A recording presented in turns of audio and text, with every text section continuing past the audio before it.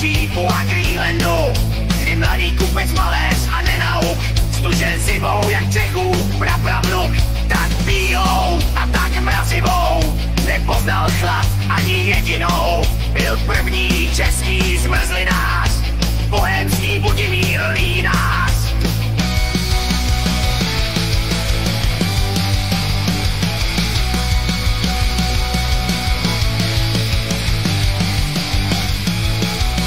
Schovával ze zim čerstvé sněhy, sypané suchými mořskými břehy. Tady v prahlých jeskyních ledárnách, sformovaných letních mlékomrazkách. Starou sadil sej s družkou pod cípem, kde hostil děti starce mrazivým sladivem. Je navždy naší českou legendou, pán všech zmrzlin a první merendou.